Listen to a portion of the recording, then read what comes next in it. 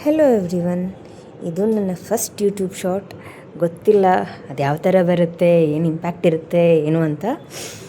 ಎಲ್ಲರೂ ಏನು ಮಾಡ್ತಾರೆ ಗೊತ್ತಾ, ಒಂದು ಸ್ವಲ್ಪ ವೀಡಿಯೋಸ್ ಅಪ್ಲೋಡ್ ಮಾಡ್ತಾರೆ, ರೀಚ್ ಹೆಂಗಿದೆ, ಪ್ರತಿಯೊಬ್ಬರು ಹೆಂಗೆ ರಿಯಾಕ್ಟ್ ಮಾಡ್ತಾರೆ ಅದನ್ನು ನೋಡಿಕೊಂಡು ಮತ್ತೆ ಪ್ರತಿಯೊಂದು ಹೊಸದಾಗಿ ಇನ್ವೆಸ್ಟ್ ಮಾಡೋಕ್ಕೆ ಮಾಡ್ತಾರೆ.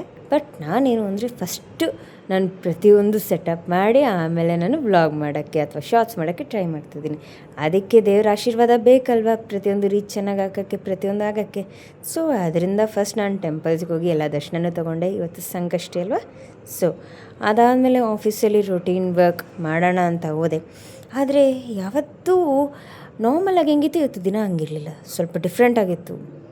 ಒಂದು ಫುಲ್ಲು ಟ್ರಾಫಿಕ್, ಅದ್ರದ್ದೊಂದು ಸ್ವಲ್ಪ ಹೆಡಲ್ಲಿ ಸ್ಟ್ರೆಸ್ ಇತ್ತು.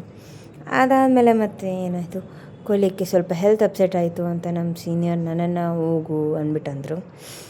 ಸರಿ, ನಾವು ಹೆಂಗೆ ಪ್ಲ್ಯಾನ್ ಮಾಡ್ತೀವೋ ಹಂಗೆ ಆಗಲ್ಲ ಅಂದ್ಬಿಟ್ಟು ಹಾಸ್ಪಿಟಲ್ಗೆ ವಿಸಿಟ್ ಕೊಟ್ವಿ. ಆ ವೆಯ್ಟಿಂಗ್ ರೂಮ್ ನೋಡಿ ಯಾವ ಥರ ಇದೆ ಅಂತ, ಎಷ್ಟು ಲಕ್ಸುರಿಯಸ್ ಆಗಿದೆ ಅಂತ. ಅದಾದಮೇಲೆ ಮತ್ತೆ ಲಂಚ್ ಮಾಡಿ ಸ್ವಲ್ಪ ಅಷ್ಟು ವರ್ಕ್ ಮಾಡಿದ್ವಿ. ಅದು ಕೂಡ ಕರೆಕ್ಟಾಗಿ ಆಗಿಲ್ಲ. ನಾವು ಯಾವತ್ತೂ ಪ್ಲ್ಯಾನ್ ಮಾಡ್ಕೊಂಡಂಗೆ ಆಗಲ್ಲ, ಬಟ್ ನೋಡೋಣ ನಾಳೆ ಏನಾಗುತ್ತೋ.